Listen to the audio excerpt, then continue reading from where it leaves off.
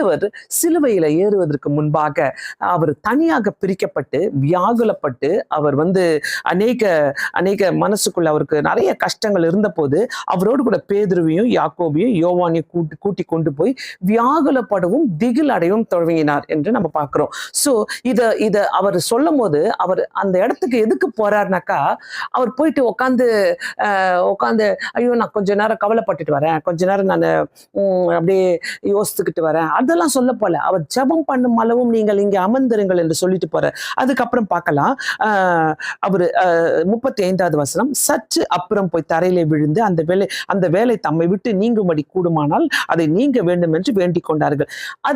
இதெல்லாமே அவர் செஞ்சுட்டு ஆண்டவர்கிட்ட வியாகுலத்தை சொல்லிட்டு 37வது வசனத்துல அவர் அவர்கள் நித்திரை பண்ணுகிறதை கண்டு பேதுருவை நோக்கி, சீமோனே நித்திரை பண்ணுகிறாயே, 1 மணி நேரம் விழுந்திருக்க கூடாதா?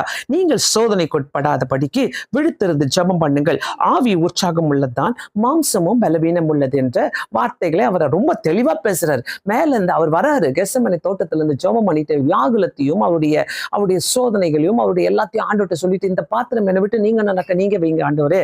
அவர் கெத்செமனேக்கு போறதுக்கு முன்னாடி சீஷர்களிடம் அவர் சொன்னது என்னன்னாக்கா, நீங்க உட்காந்து ஜெபம் பண்ணுங்க, நீங்க உட்காந்து ஜெபம் பண்ணுங்க. அந்த வார்த்தையை நான் கேட்கும் போது எனக்கு அடிக்கடி ரொம்ப ரொம்ப ரொம்ப அந்த ஒரு வார்த்தை சொல்றாரு பாருங்க, 1 மணி நேரம் நீர் விழித்திருக்க கூடாதா? ஆண்டவர் நம்ம கிட்ட எக்ஸ்பெக்ட் பண்றதே, நீ 1 மணி நேரம் என்கிட்ட ஜெபிக்க கூடாதா? நீ 1 மணி நேரம் என் கூட நீர் விழித்திருக்க கூடாதா? நீ 1 மணி நேரம் என் கூட இருக்க கூடாதா? நீ 1 மணி நேரமாவது ஜெபிக்க கூடாதா? இததான் ஆண்டவர் பேசிக்கிட்டே இருக்கிறாரு.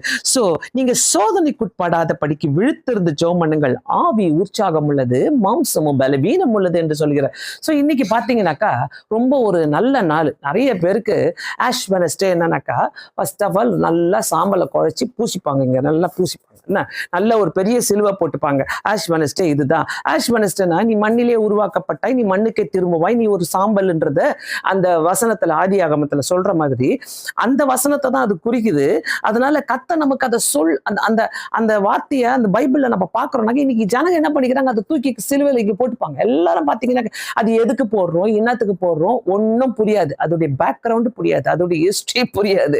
ஆனா எடுத்து இன்னைக்கு போட்டுக்குன்னு எல்லாரும் போவாங்க. எல்லாம் ரோட்ல பாத்தீங்கன்னாக்கா எல்லாரும் இன்னைக்கு ஆஷ் வெனஸ்டே அப்படின்னு போவாங்க. சோ நான் கொஞ்சம் கொஞ்சமா பேசுறேன், இதுல இருந்து என்னென்ன முக்கியன்றதை நான் பேசுறேன், ஓகேவா? ஏன் ஆண்டவர் அவங்களுக்கு சொல்லிட்டு போனாரு, இதுதான் முக்கியம், நீங்க உட்கார்ந்து விழித்திருந்து ஜெபம் பண்ணுங்கள், விழித்திருந்து